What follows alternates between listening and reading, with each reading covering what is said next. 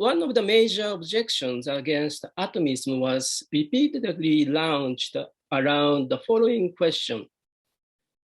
How can atoms explain the highly complex formation and organization of plants and animals only by the random collisions? After all, these primordial units of matter were supposed to share the same substrate while differing in size and shape alone. One way of circumventing this objection was to acknowledge some internal property in the atoms themselves or in their small clusters. That was evidently the solution adopted by Pierre Gassendi, renowned for his revival of Epicurean atomism in early modern Europe. Gassendi advanced the idea that the moleculae, or the seeds of things, seminarelum, were created from the agglomeration of atoms by God at the beginning of the world. For him, these molecules guaranteed the complex organization of natural things, including plants, animals, and even their souls. As I demonstrated in my first book, Gassendi based his theory on the concept of seeds, which developed in the current of Renaissance Platonism and was in vogue among the chemical or alchemical philosophers of the early 17th centuries. Another way of circumventing the same objection was to acknowledge some external agent which could govern and regulate the random movements of atoms. For example, Giordano Bruno developed a curious discussion in his Italian dialogue, Cause, Principle, and Unity, published in London, 1584. He spoke of animated atoms or corpuscles on the basis of Anaxagoras' theory of the universal intellect. In my previous article on the world soul in the Renaissance, I revealed Bruno's source, which in its turn largely dependent on the discussion of Simplicius, one of the most important Greek commentators of Aristotle. Indeed, leading Paracelsians of early 17th century, such as Joseph Duchesne and Oswald Kroll, along with other writers of the same period, referred to Anaxagoras, the pre-Socratic philosopher, as an atomist, who also promoted the idea of universal intellect. Was this a simple misunderstanding or confusion of a elusive figure in the history of philosophy? Was there any significant but largely neglected current before the celebrated revival of atomism in the early decades of 17th century? What was the role of Simplicius in the emergence of this Anaxagoras the Atomist? Who was the first to promote such a strange idea? My paper today is devoted to those questions.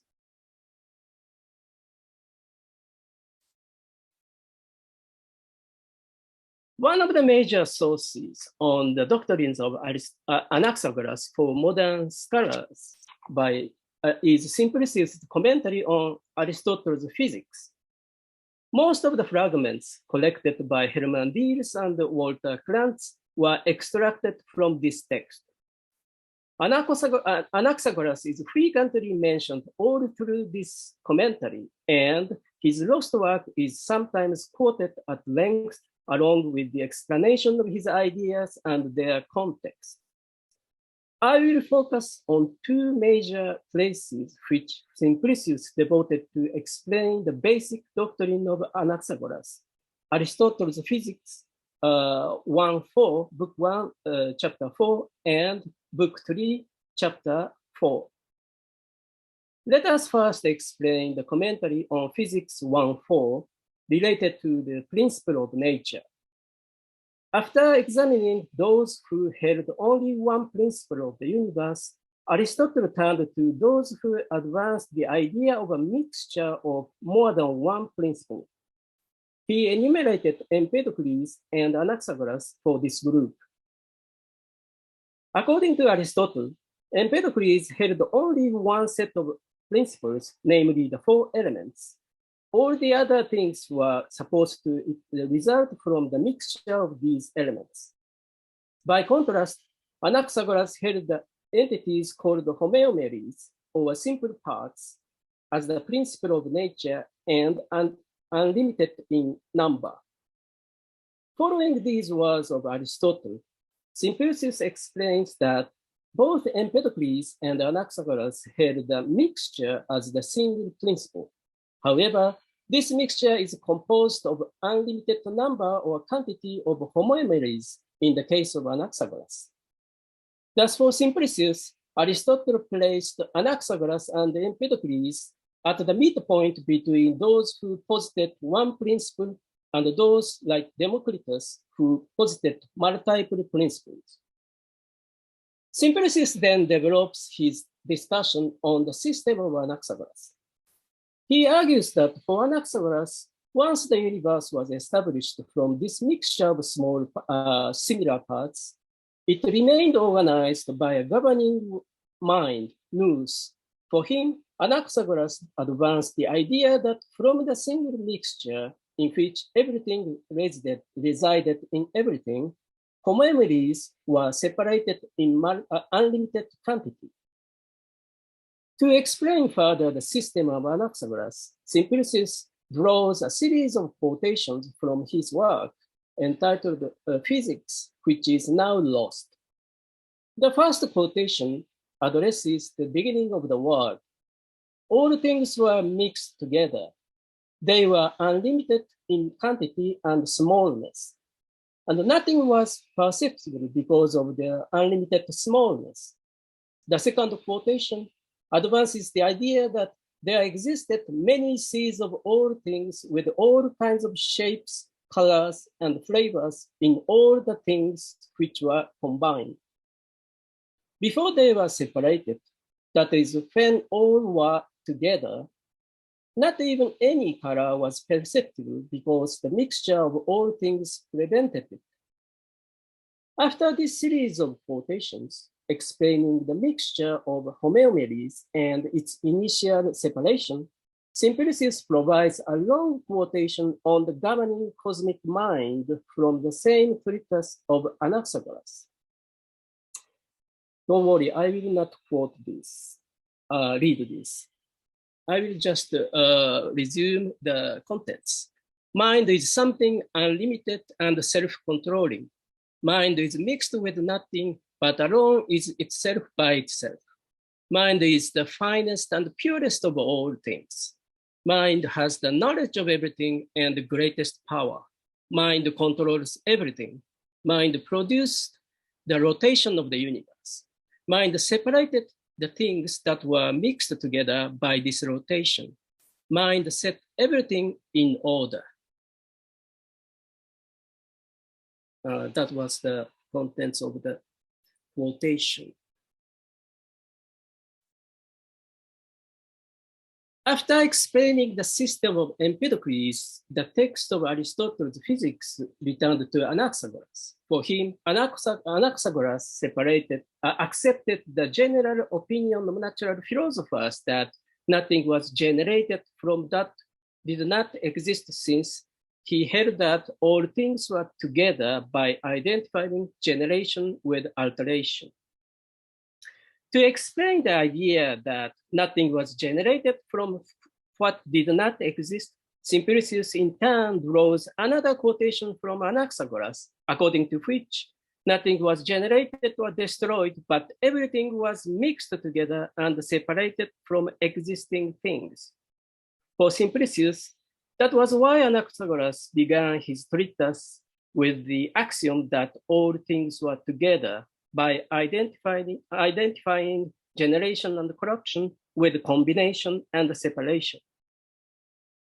After these discussions, Simplicius concludes that Empedocles and Anaxagoras agreed in explaining the generation and the corruption of things by combination and separation, but disagreed on the number of elements. For Simplicius, it is better to have finite number of principles because the finite is graspable in both perception and knowledge, while the infinite is neither perceptible nor knowable. In this way, he explains the system of Anaxagoras. There is no room for any confusion with the teachings of Democritus and other atomists. Now let us turn to Aristotle's Physics 3.4 on infinity so as to gather supplementary information. After the case of Plato and the Pythagoreans, Simplicius reaches the place which refers to Anaxagoras. Arguing that all natural philosophers suppose the sum nature of infinity, Aristotle pointed out that some of them held the elements unlimited in number. He enumerated Anaxagoras and Democritus, who respectively posited the homeomeries and the panspermia of all shapes. Anaxagoras and Democritus were thus mentioned side by side in one line of Aristotle's own discussion. Following these words of Aristotle, Simplicius explains that some natural philosophers supposed one element to be unlimited in magnitude. Thales, water, Anaximenes and Diogenes, air, and Anaximander, what is between water and air. Then he points out that Anaxagoras posited the homeomeries and Democritus, the atoms, as principle unlimited in quantity and magnitude. In doing so, they clearly introduced the notion of infinity to the eyes of Simplicius. After the case of Anaxagoras, Aristotle himself in his Physics 3.4 turned to Democritus. For him, Democritus held that the primordial things resulted from the common body as the principle of all things alike, only differing in size and shape. Upon these words of Aristotle, which did not refer to Anaxagoras, Simplicius in his commentary first recapitulates the idea of Anaxagoras. I quote, Aristotle has told how Anaxagoras posited the principle unlimited in magnitude after the idea that there was an unlimited quantity of bodily principles or homeomeries. Now, Aristotle shows that even if Democritus did not identify generation with the separation, nor said that everything was present in everything like Anaxagoras, still Democritus also, having posited as principles the atoms unlimited in quantity and the void, himself no less than Anaxagoras said that the principle was unlimited not only in quantity, but also in magnitude, end quote. Simplicius thus speaks of the homeomeries of Anaxagoras and the atoms of Democritus in a close way, but he does not forget to remark that their difference. Things unlimited in quantity were naturally in contact for Anaxagoras, since all things were mixed all together, while Democritus distinguished atoms in size and shape, although their common substrate was one for all. Let us now move on to Renaissance theology. Simplicius' commentary on Aristotle's physics was largely unknown to medieval intellectuals. Even in the late 15th century, leading and erudite humanists such as Marsilio Ficino and Pico della Mirandola seem to have very restricted knowledge of its contents. The medical humanist Niccolo Leonceno of Ferrara was the first to use Simplicius' commentary in his medical debate. For instance, in his embryological treatise on formative power, published in Venice 1506, he quoted a long passage from Simplicius' commentary by translating directly from the Greek manuscript in his possession. Then the Greek text of Simplicius' commentary was first published by the Aldine Press in Venice, 1526. The Latin translation was executed by Lucilio Filarteo of Brescia, who studied under Marco Antonio Zimara of Padua and later became professor of philosophy and medicine at the University of Pavia. His translation of Simplicius was published in Venice 1543 and 1546, and in Paris 1544. Following this growing tide of publications, Jacob Schegk of Tübingen composed his own commentary on Aristotle's physics, published in Basel 1546. This work can be seen as one of the first commentaries which amply used the commentary of Simplicius on Aristotle's physics. An accomplished humanist and moderate Lutheran, Schegk first taught philosophy and later medicine at the Protestant University of Tübingen for several decades. Although he remains very little known to historians today, his university lectures were highly popular and attracted many students, often coming from Reformed lands. Let us explore the discussion of Schegk on Anaxagoras and Democritus. First, in the preliminary discussion, Schegk refers to them as follows. Democritus judged that atoms are different from each other in shapes and figure.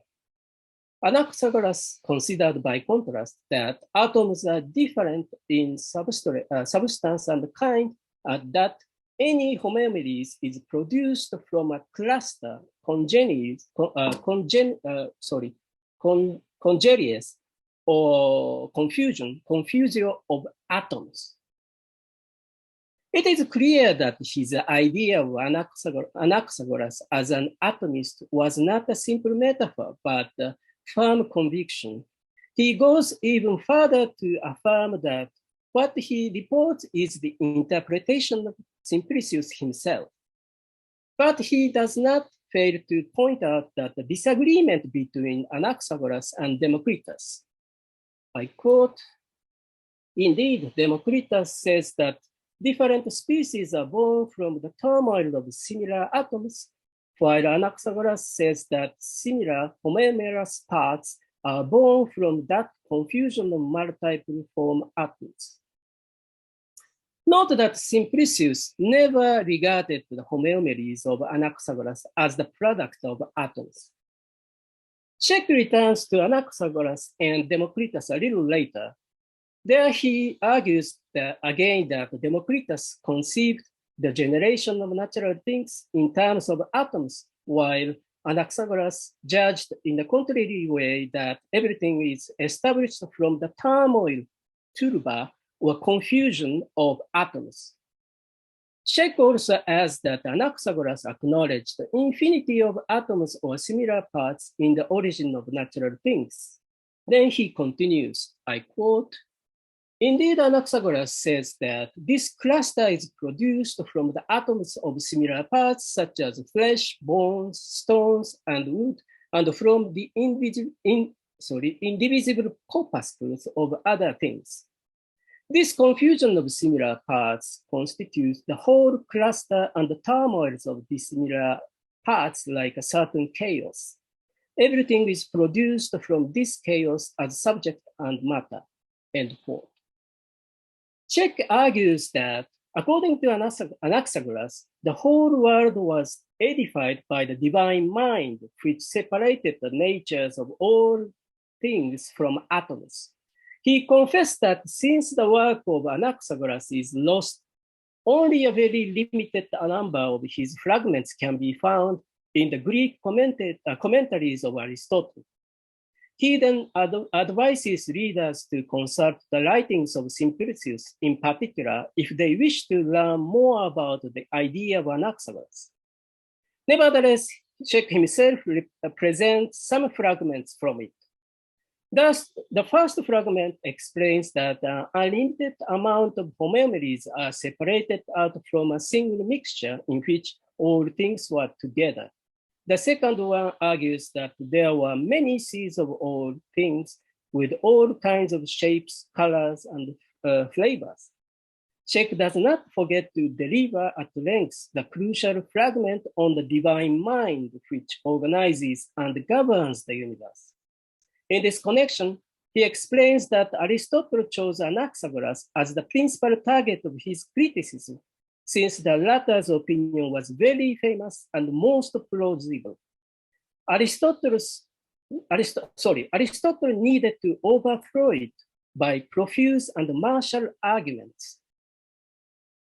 All through his discussion on the opinion of Anaxagoras, Schegk continues to use the terms like corpuscles, particles, along with atoms.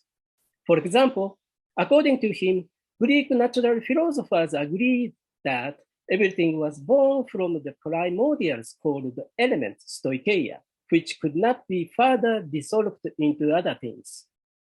Some of these philosophers judged that the atoms, which were certain indivisible corpuscles, were smallest in terms of body. Schegk includes Anaxagoras and Democritus in this group, although he acknowledges a certain disagreement between them. From here on, leaving aside Democritus, Schegk delves into a lengthy refutation of Anaxagoras on behalf of Aristotle. Note, however, that he continues to use the term of atoms, corpuscles, and particles for the discussion of Anaxagoras. Now, turning to the discussion based on Aristotle's Physics 3.4, a somewhat different landscape emerges. Schegk first repeats what he has established in the first book as follows. For Democritus, infinity of magnitude resulted from innumerable atoms which differ only in figure, while for Anaxagoras, infinity of kinds is represented by the cluster of similar parts, homomeries, since everything resided in everything. Democritus, he adds, saw infinity differently in atoms and in the whole turmoil of atoms, while Anaxagoras judged that the homomeries were infinitely mixed in the wholeness of natural things. According to Schegk, Anaxagoras understood that the atoms of all sorts were mixed in each single thing. That was why Anaxagoras said that everything resided in everything and everything was born from the confusion of atoms. However, Schegk finds it impossible that everything was born from this confusion of atoms without order. For him, a certain principle was necessary to regulate the process of separation from one mixture to multitude of things. That was why Anaxagoras posited the governing mind of the universe. For Schegk, this kind of cosmic mind, eternal and infinite, provides a certain principle of change and movement as the efficient organizing cause of all things by separating out their natures and substances. Schegk argues that Anaxagoras first introduced such an accumulation of atoms and then needed a much greater force of this divine mind to separate and bring all things into order. For him, this force permeates the whole heaven and penetrates the intimate retreats of nature, just as composite and confused notions are divided and separated by the human mind. I quote, therefore, some principle resides in our mind and intelligence. When it thinks, it establishes notions and knowledge by separation. Our mind explores and discerns everything by this principle. Likewise, the divine mind executes the rest of all in the construction of natural things by the principle which it generates in itself. The Christian theologians call it logos. Anaxagoras also considered it in his discussion of principles, end quote. Schegk continues by arguing that Plato barely disagreed from this view. Thus, he quotes two passages from Plato's Philebus. The first states that in the nature of gods resides the soul of a king and the king's reason, while the second affirms that this reason is the cause of everything in the universe. As a climax of his argument, Schegk delivers the following words. I quote, "What can be said more properly or conveniently to our religion than this? As far as it is possible with this place, like elsewhere, I do not separate philosophy from theology. Indeed, I exhort the lover of truth to aspire from consideration of nature to the contemplation of divine things. The fruit of knowledge is seized in this way very plainly and pleasantly." End quote. Thus for Schegk, atomism or modified corpuscularism under the patronage of Anaxagoras was suitable for Christianity. That was why it was so appealing to Paracelsians and other unconventional thinkers who sought alternative and more Christian approaches to the natural world at the threshold of the scientific revolution. Consider the historical significance of this story. It is well known that Girolamo Fracastor's poem on syphilis appeared in 1530 and his treatise on contagion in 1546. As early as this second work in 1546, an influential professor in deformed lands, Jacob Schegk, published his work as the textbook of his basic course on Aristotle's physics, which was the real gateway to natural philosophy. I am sure that several historians have already encountered reminiscence of this curious figure at Anaxagoras the Atomist. In all likelihood, many of them overlooked it as a simple abnormality. Thank you for your attention.